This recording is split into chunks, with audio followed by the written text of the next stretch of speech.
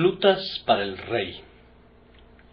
Yéndose luego David de allí, huyó a la cueva de Adulam, y cuando sus hermanos y toda la casa de su padre lo supieron, vinieron allí a él, y se juntaron con él todos los afligidos, y todo el que estaba endeudado, y todos los que se hallaban en amargura de espíritu, y fue hecho jefe de ellos, y tuvo consigo como 400 hombres. Primera de Samuel 22, 1, 2. David, en las cavernas de Adulam, es un tipo de nuestro Señor Jesucristo, que fue despreciado y desechado entre los hijos de los hombres. Cristo es el ungido de Dios, pero los hombres no perciben esa unción.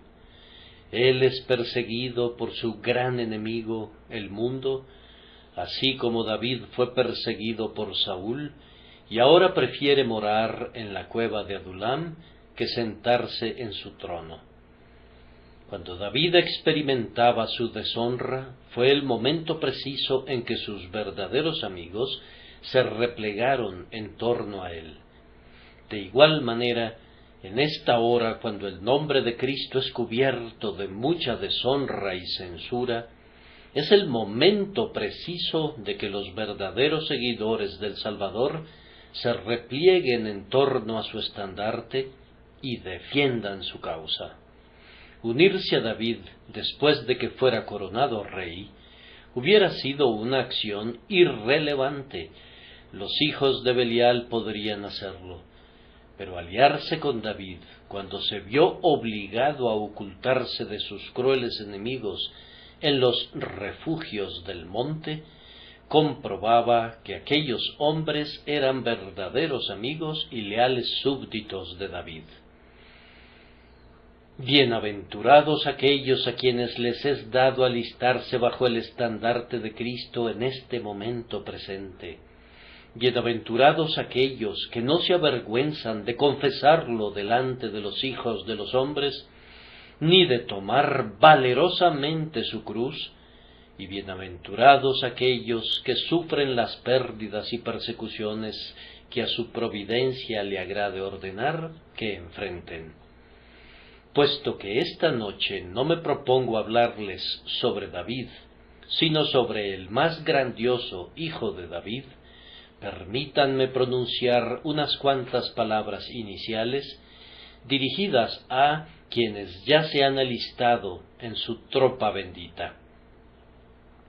Sobresalen entre aquellos miembros de la tropa de David sus hermanos y los hombres de la casa de su padre. Así también, amados en Cristo, nosotros, los que hemos sido llamados por la gracia divina, somos considerados por Él sus hermanos y los hombres de la casa de su padre. Cuando estuvo aquí abajo, mirando a los discípulos en torno suyo, nuestro bendito Señor dijo: «He aquí mi madre y mis hermanos, porque todo aquel que hace la voluntad de Dios, ese es mi hermano, y mi hermana, y mi madre». Tal es su condescendencia que no se avergüenza de llamarnos a nosotros hermanos. Todos cuantos le hemos entregado nuestros corazones, cuantos confiamos en Él y le amamos, somos real y verdaderamente sus hermanos y los hombres de la casa de su Padre. Su Padre es nuestro Padre, su gozo es nuestro gozo, y su cielo será nuestro cielo en breve.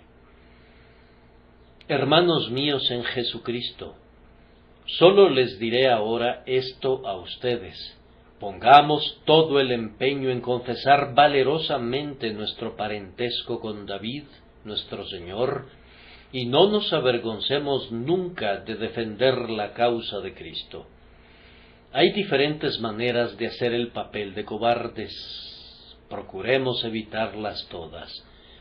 El ministro que tiene suficiente valor cuando predica ante la multitud podría sentir que su labio tiembla cuando le tiene que hablar a un individuo cara a cara. Oh Dios, libra a tus siervos de esa forma de cobardía. También algunos entre ustedes podrían ser capaces de hablar con una o dos personas, pero tal vez, si se mezclaran con algún pequeño grupo promiscuo y tuvieran que confesar su lealtad a su Señor, se quedarían callados y perderían esa oportunidad por carecer de valor. Dios libre también a sus siervos de esa otra forma de cobardía. En cualquier compañía, en cualquier ocasión y bajo cualquier circunstancia, sean fieles a su Señor. No lo nieguen, antes bien, confiésenlo abiertamente delante de los hijos de los hombres. ¿Cuánto merece ser reconocido por nosotros, ya que Él se ocupó de nosotros y nos reconoció cuando éramos infinitamente indignos de que se fijara en nosotros? Oh, 10,000 rubores deberían de cubrir nuestros rostros al pensar que, en cualquier momento dado, consideremos difícil reconocer que Él es nuestro Dios y Señor. Oren pidiendo valor, hermanos míos. Yo estoy seguro de que nos hace falta.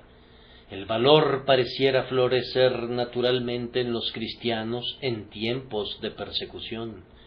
Pero en estos días blandos y sedosos, de resonante paz, ustedes se mezclan con la así llamada sociedad que otorga tanta deferencia a la moda, y entran y salen de sus salas con tan vanos engreimientos y conversan tan complacientemente con sus amigos, y son damas y caballeros tan bien educados en su propia opinión, que a menudo olvidan que son cristianos obligados en honor a guardar la fe y a dar testimonio de Cristo.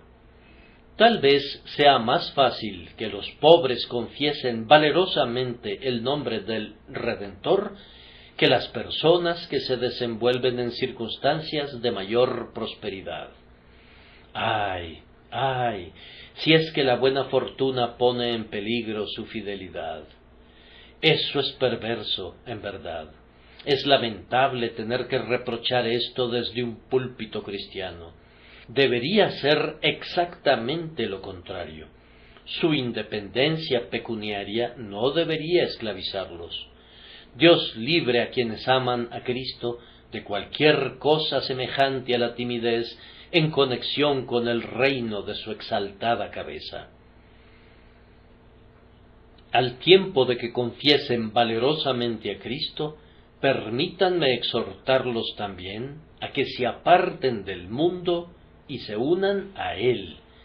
Se nos informa en cuanto a David que sus hermanos y los hombres de la casa de su padre abandonaron el territorio de Saúl y se fueron a Adulam para estar con los perseguidos. Hagamos lo mismo. Hay demasiada conformidad con el mundo en torno a cada uno de nosotros.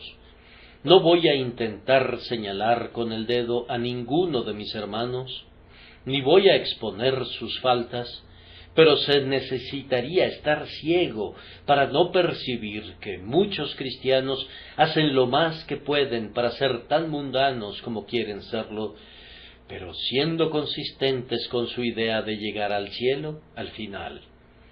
¿Acaso no hay muchas personas que en su vestido, en el arreglo de sus casas y en la conducción de sus negocios, se conforman tan íntimamente a los tiempos y a las modas, que si no fueran conocidos como cristianos por algunas otras evidencias, no serían clasificados nunca por ningún observador entre aquellos que están del lado del Señor? No considero que sea posible que seamos exageradamente disconformes con las máximas, los usos y las vanidades del presente siglo malo. ¿Qué significa este texto «salid de en medio de ellos»? ¿Acaso no bastaba con eso? No. «Y apartaos». ¿No bastaba con eso? No. «Y no toquéis lo inmundo». La separación debe ser tan completa que tiene que ocurrir un salir y un cortar de todo vínculo que mantenga alguna conexión con el mal, y debemos evitar la renovación de cualquier relación, incluso la que fuera implicada por el más mínimo contacto. Opten por la parte de David, ustedes que aman a David. Renuncien a todo por David, oh ustedes, hombres cristianos. Si aman a Jesús, deben saber que Él vale 10,000 mundos. Él debe ser estimado más que toda la pompa y el alborozo de este pobre mundo, aunque sus encantos y seducciones fueron multiplicados 1,000,000 de veces. Él debe ser preferido infinitamente por encima de la búsqueda de las sonrisas de los grandes, o del gozo del amor de sus amigos, o del halago de las buenas opiniones de sus parientes. Por tanto, les ruego que dejen todo para seguirlo a Él, y que abandonen todo lo demás para asirse de Él y sólo de Él. Pero no me estoy dirigiendo acaso a muchas personas que han confesado a Cristo, que lo confiesan y que en verdad practican, más o menos cada día de sus vidas, una abnegada disconformidad con el mundo. Oh varones y hermanos, anhelo que nuestro sentido del deber se encienda hasta convertirse en un ardiente entusiasmo. ¿No podemos hacer algo heroico o enfrentarnos a algo peligroso en señal de nuestra lealtad a Cristo? Mi corazón se ensancha a menudo por un fuerte deseo de ver en este lugar a una iglesia que sea preeminente por su consagración al Capitán de nuestra salvación. Acabo de orar pidiendo eso. Si sólo diéramos algo de nuestra vasta propiedad o de nuestra escasa pitanza en la medida que todos nosotros debiéramos dar, o si sólo trabajáramos para Cristo en la medida en que Él merece que lo hagamos, o hiciéramos algo parecido a eso, si sólo viviéramos para Jesús en cualquier medida en que la gratitud pudiera impulsarnos, ¿qué frente presentaríamos y qué poder ejerceríamos? Como una gran iglesia, ¿cómo podríamos influenciar a esta gran ciudad? ¿Qué marca podríamos dejar sobre nuestra época? Pero, ¿por qué estoy hablando acerca de toda la comunidad, cuando yo mismo todavía no he alcanzado esa devoción pura? Aún así, Dios sabe que estoy deseando seguir adelante. Pretendo olvidar lo que ha quedado atrás, mientras me esfuerzo por lograr más y seguir avanzando. Hermanos, ustedes recuerdan la historia de aquellos 3 valientes que, cuando David suspiraba por un trago de agua del pozo de Belén, arriesgaron sus vidas para conseguirlo. ¿Acaso no hay hombres fuertes aquí, hombres de fe, hombres de valor, que se atrevan a realizar proezas para mi Señor? Él clama por la conversión de las almas. ¿No se consagrará ninguno de ustedes a esa obra? ¿Acaso ninguno de ustedes se abrirá paso a través de los convencionalismos de la sociedad en pos de los buscadores?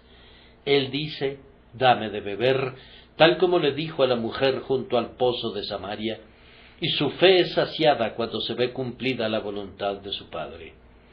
¿Acaso no hay aquí hombres fuertes, valerosos y generosos, que prediquen a Cristo allí donde no ha sido predicado nunca antes?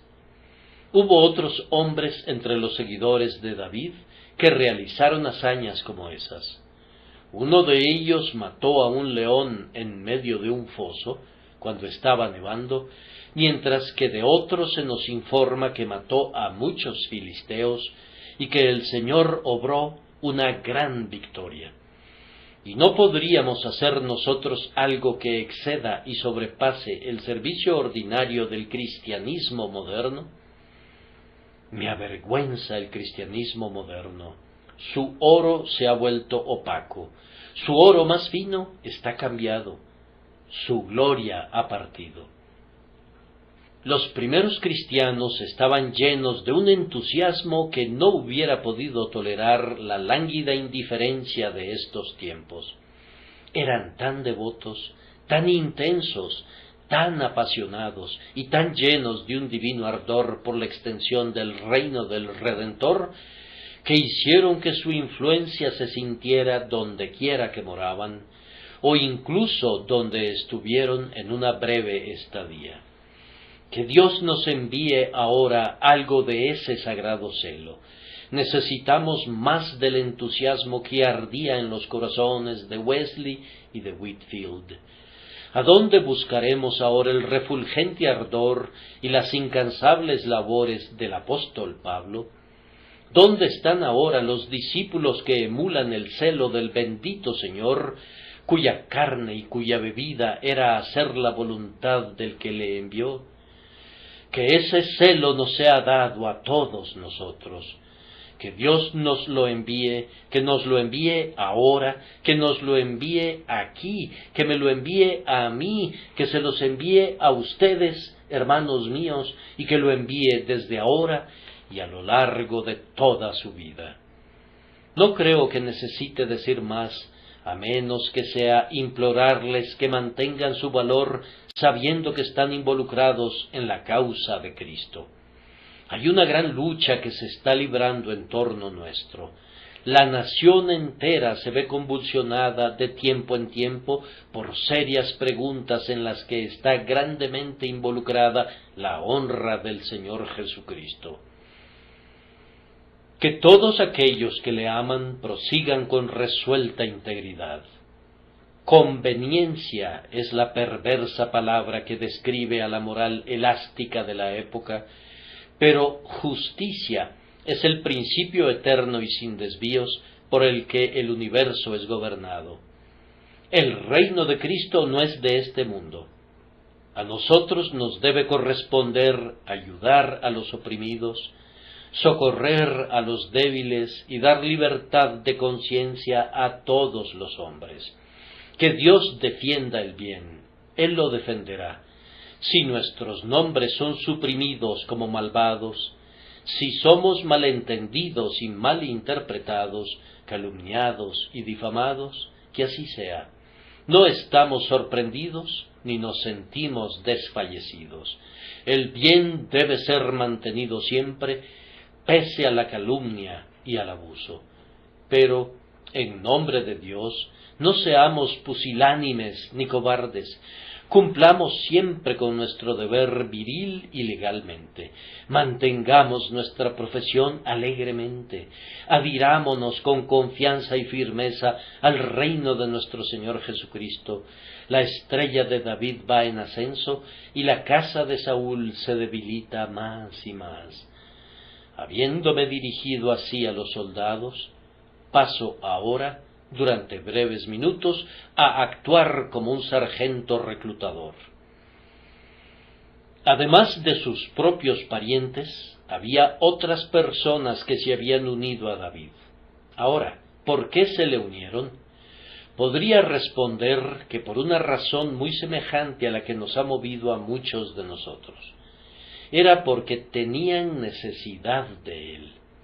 Ellos pudieran haber acudido a David porque su carácter era muy bueno y su conducta muy recta. Pudieran haberle ayudado porque su disposición era muy amable y benevolente.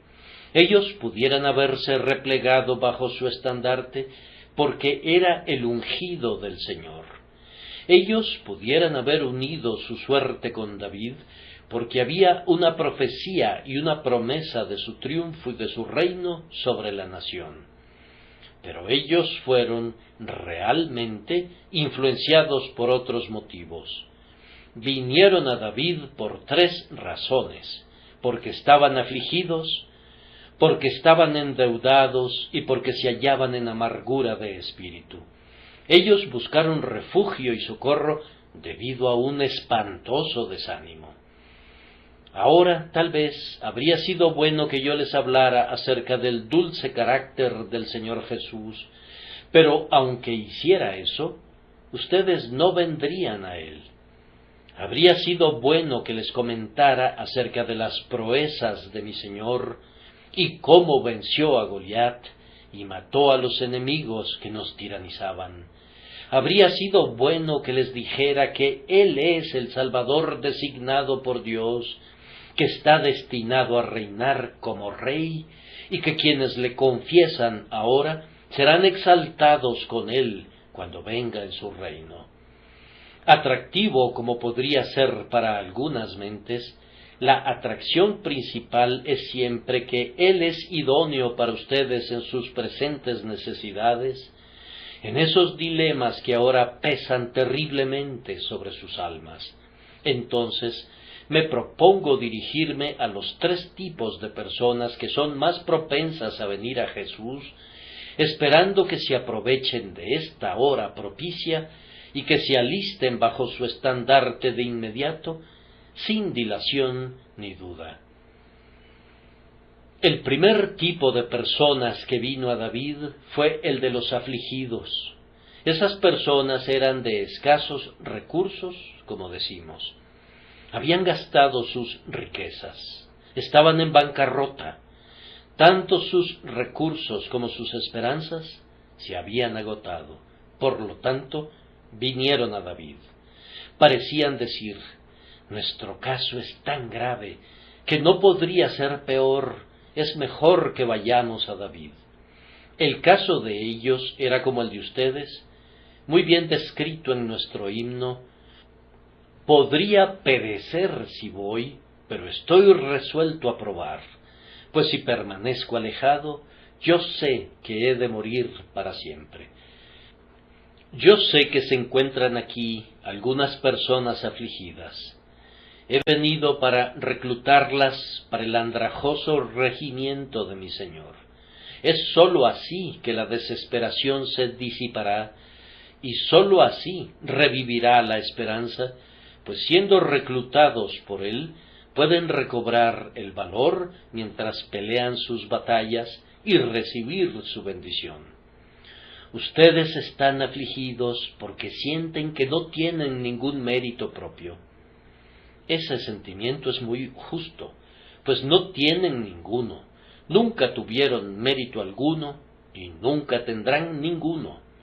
En un tiempo pensaron que eran tan buenos como la demás gente, o tal vez pensaron incluso ser mejores. Ese pensamiento vano ha desaparecido ahora. Sus buenas obras, sus méritos, sus mejores empeños, sus más selectas oraciones, todo eso se disuelve y ya no se glorían en nada. Vengan a Cristo, entonces. Él tiene méritos para quienes no tienen ninguno. Su causa es buena, aunque la de ustedes sea mala.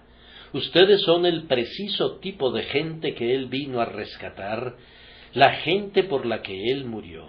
Él vino no a llamar a los justos, sino a los pecadores al arrepentimiento. En la medida en que sean evidentemente pecadores, vengan al Salvador de los pecadores, pongan su confianza en Él y vivan. Otros están afligidos porque sienten que no tienen ningún poder. Ustedes dicen que no pueden creer, que no pueden arrepentirse, de hecho, dicen que no pueden hacer nada como quisieran hacerlo. Entre más lo intentan, más desprovistos de poder se descubren. Quisieran orar, pero no pueden hacerlo. Se sienten tan muertos, tan fríos. Si intentan moverse, todo pareciera concluir en una decepción. Bien, mis queridos oyentes, Jesucristo murió por aquellos que no tienen ninguna fuerza, pues así está escrito, porque Cristo, cuando aún éramos débiles, a su tiempo murió por los impíos. Oh, ustedes que no tienen ningún poder, cobren ánimo, porque Cristo es el poder de Dios. Hay suficiente capacidad en Él para compensar toda la impotencia de ustedes. Vengan y apóyense con toda su atenuada debilidad sobre su irresistible poder y así tendrán un suministro completo de todo lo que sus almas necesitan. Pero yo sé que hay algunas personas presentes que están afligidas porque, en adición a que no tienen ningún mérito y ningún poder, no tienen ninguna sensibilidad. Yo no siento mi necesidad como debería sentirla, dice otro. Oh, amado, Jesucristo vino para resucitar a los muertos. Él vino para dar sensibilidad a quienes son empedernidos y negligentes, y vino para convertir a los corazones de piedra en corazones de carne. Yo creo que aquellas personas que piensan que no sienten su necesidad, son aquellas que realmente sienten más su necesidad. No hay un sentido de necesidad tan grande como cuando un hombre siente que no siente y piensa que no capta la profundidad de su propia necesidad, pues entonces él está evidentemente vivo en cuanto a su verdadera condición. Posiblemente haya dentro de ustedes una mayor obra del Espíritu Santo que en otras personas, cuyo sentido de necesidad se muestra más vívidamente, aunque comprueba ser menos duradero. No es despreciable esa profunda y terrible solicitud que los hace temer porque no sienten y que los hace gemir porque no pueden dolerse, pues frecuentemente es una experiencia asociada con las operaciones de gracia del Espíritu de Dios. Si es así en su caso o no, no den lugar al descorazonamiento, antes bien, crean que Cristo puede salvarlos, pues Él es capaz de hacerlo y está dispuesto a hacerlo. Si no pueden venir con un corazón quebrantado, vengan por un corazón quebrantado. Si no pueden venir a Él arrepentidos, vengan a Él para recibir el arrepentimiento, pues Él es exaltado en lo alto para dar el arrepentimiento, así como la remisión de pecados. Él no exige ninguna preparación de parte de ustedes. Él mismo prepara toda la preparación requerida, que es la obra de su Espíritu en sus almas. Vengan entonces ustedes que están afligidos y desconfiados, ustedes que no tienen ninguna cosa buena que les recomiende como criaturas, ni ningún buen deseo que los mitigue como pecadores. Vengan ustedes que son tan conscientemente malos que no se podría encontrar una buena apología para ustedes, incluso ni en su propia estima, aun si fueran torturados una y otra vez. Vengan a Jesús tal como estén, todos los perdidos, arruinados, fracasados y golpeados por la pobreza. Vengan y confíen en mi Señor, el Hijo de David. La manera de ser alistados al servicio de su majestad, ustedes lo saben, es recibir el chelín. La manera de alistarse en el servicio de Cristo es simplemente confiar en Él. No necesitas traer nada, ni tomar nada, sino simplemente confiar en Él y te convertirás en un soldado de la cruz. Las siguientes personas que vinieron a David, mencionadas en el texto, eran todas aquellas que estaban endeudadas. Me siento constreñido a pedirles a los que están endeudados que vengan a Jesús.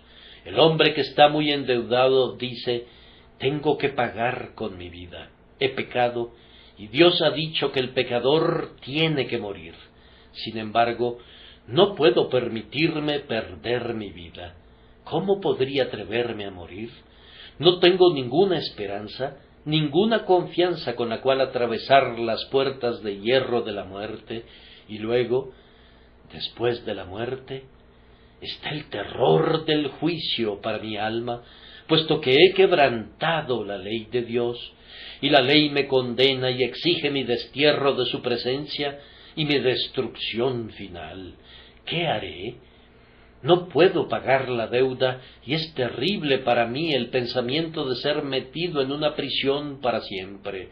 ¿Cómo? ¿Cómo? Oh, díganme cómo puedo escapar. Ah, bien, yo estaría contento, en verdad, si hubiese algunas personas aquí que reconocieran, de esta manera, sus deudas y su incapacidad de pagarlas. Feliz el predicador que tenga que dirigirse a una audiencia despierta de esa manera. Felices los oyentes que se sienten conmovidos por tales ansiedades esperanzadoras.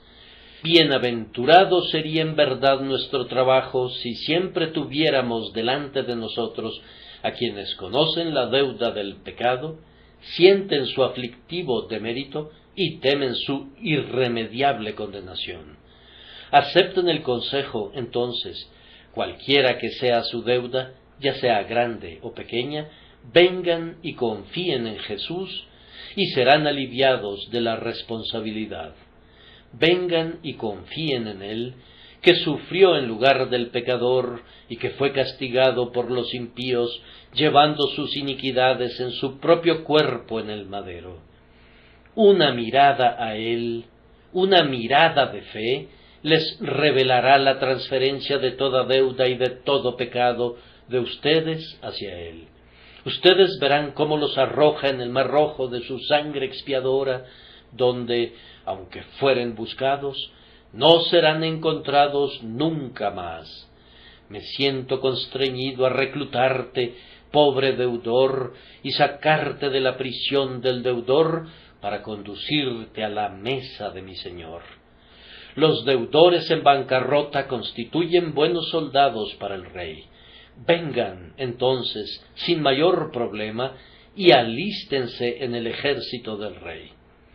Otra categoría de hombres que vino a David fue la de quienes se hallaban en amargura de espíritu. Existen esas personas y no tenemos que ir lejos para encontrarlas. Por allá está alguien a quien quisiera hablarle ahora. Hace muy poco tiempo tú eras un joven feliz.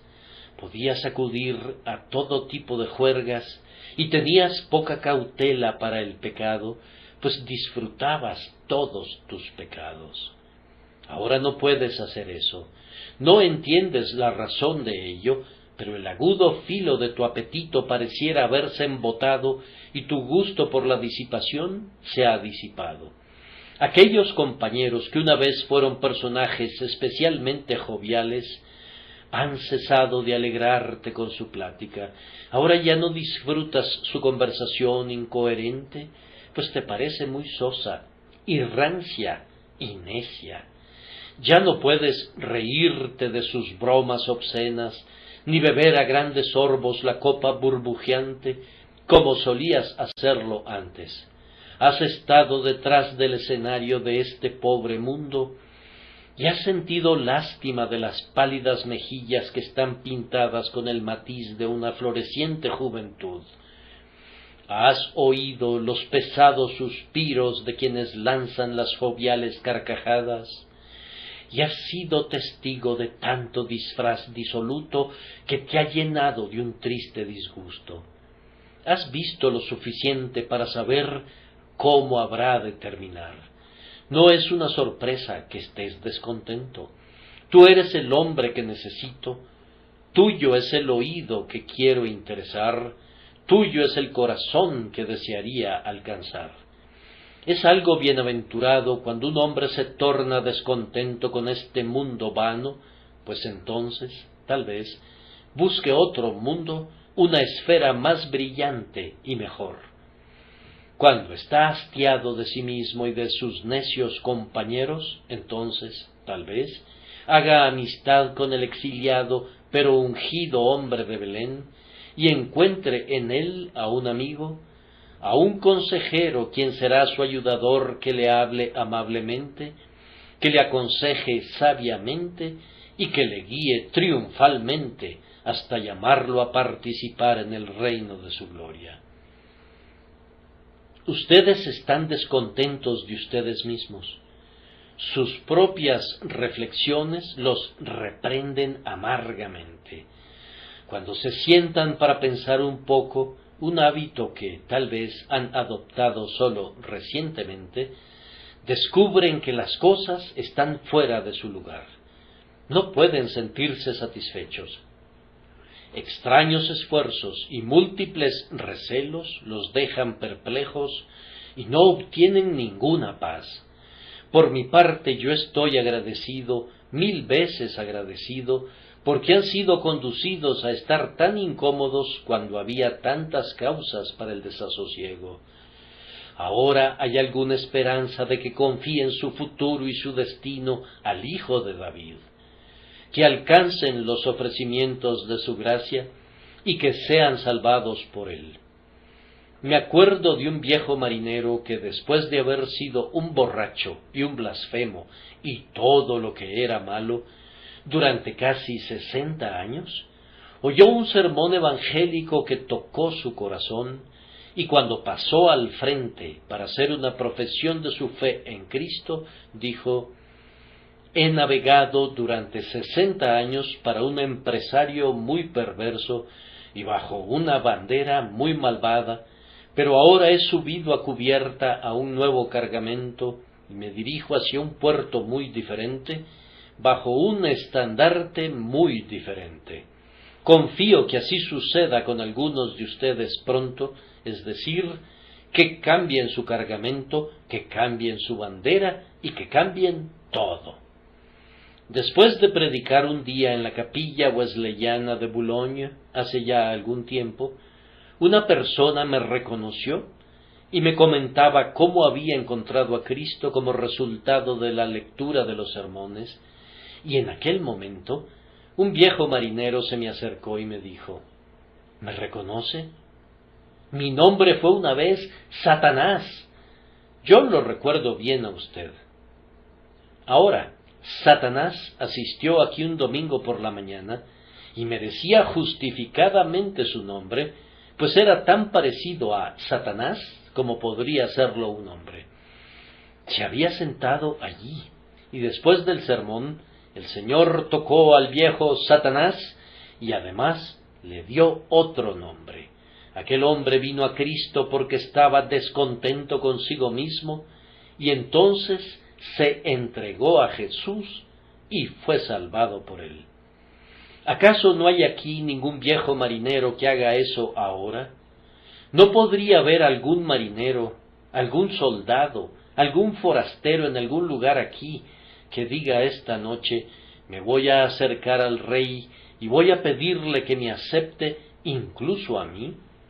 Si no te aceptara, por favor, háznoslo saber, pues todavía no nos hemos encontrado nunca con un caso en el que Jesús rechazara a un pobre pecador que viniera a él. Él ha dicho: «Al que a mí viene, no le echo fuera». Si te echara fuera, sería algo nuevo que ocurriera bajo el cielo, pero él no puede hacerlo. Aunque estuvieras negro por haber sido manchado por el pecado, pero si vinieras a él, serías conducido al pecho del Salvador, serías lavado en la fuente repleta con sangre, serías lanzado a una nueva carrera y serías ayudado a servirle todos tus días. Pero he de llegar a una conclusión. Hasta aquí me he dirigido al pueblo del Señor. He estado insistiendo para conseguir reclutas para el Rey Jesús, y ahora quiero decirles a los reclutas algo acerca del servicio, y luego habré concluido. Recuerden las últimas palabras del texto: «Y fue hecho jefe de ellos». Quien quiera entonces que venga a Cristo, tiene que someterse a las reglas de Cristo. ¿Cuáles son? Una de las primeras reglas es: tú no has de ser nada en absoluto, y el Rey Jesús debe serlo todo. Te someterías a esto, que no tendrás honor, que no asumirás ningún crédito, que nunca te apoyarás en tu propia fuerza o sabiduría, sino que lo tomarás a Él para que te sea hecho por Dios sabiduría y justicia y santificación y redención. Espero que no descoses contra eso. Otra de las reglas de nuestro Señor en su reino es que si le amas, debes guardar sus mandamientos. Después de confiar en Él, has de obedecerle. Uno de los mandamientos es que debes ser bautizado. No tropieces con eso. Yo pienso que si hay algo claro en la Escritura, solo puedo hablar por mí mismo, pues no puedo hablar por nadie más, es que todo creyente debe ser sumergido en agua como una confesión de su fe. Pienso que es lo mismo dudar que la deidad de Cristo haya sido declarada, como dudar que el bautismo de los creyentes sea obligatorio, pues lo primero me parece que es revelado tan claramente en la Escritura como lo segundo. Te ruego, hermano, que no desobedezcas los mandamientos del Señor, antes bien, que recuerdes el Evangelio que predicamos. El que creyere y fuere bautizado será salvo. Apéguense a los 2 puntos y reclamen la promesa. Luego está la mesa del Señor, de la cual, si ustedes se unen a Cristo, tienen el derecho de participar. No lo olviden. Dulcemente les recordará de todo lo que su Salvador ha hecho y sufrido por ustedes. No es nada más que un recordatorio, pero cuídense de no descuidar un memorial tan bendito. Todos los preceptos y estatutos de nuestro Señor Jesucristo han de ser obedecidos de corazón. Aunque Cristo abra un hospital para todos los enfermos, no tiene la intención de que ustedes sean siempre unos lisiados, sino que su propósito es sanarlos y después de eso es enseñarles cómo caminar. Él funda su reino como Rómulo fundó Roma. Él recibe a todos los vagabundos del vecindario, pero entonces los convierte en hombres nuevos. De la misma manera, aquellos que son recogidos de entre los marginados han de ser convertidos en personas fieles en Cristo Jesús. Borracho, tienes que acabar con tus copas. Blasfemo, tu boca ha de ser limpiada, no debes expresar más tus sucios juramentos. Ustedes que se han entregado a los placeres carnales deben ser purgados de todas sus impurezas. Ustedes que han sido frívolos y joviales deben renunciar a esas vanidades y perseguir los intereses eternos, solemnes y sustanciales. Ustedes que han tenido antes corazones duros tienen que pedirle al Maestro que los haga blandos y cualquier cosa que Él les diga, tienen que hacerla. Ahora, mi joven recluta, ¿qué dices a esto? Ustedes que quieren llevar el nombre de Cristo y llegar al cielo, están dispuestos a venir a Él y a entregarse a Él, abandonando a partir de ahora todos sus pecados. Aquel que no renuncia a sus pecados comete un grave error si piensa escapar de la ira de Dios o si espera encontrar gracia a sus ojos. ¿O no quieres renunciar a tus pecados? Son víboras, únicamente envenenarán tu alma, te destruirán. Oh hombre, renuncia a ellos, pues ¿de qué te serviría conservarlos si perdieras tu propia alma?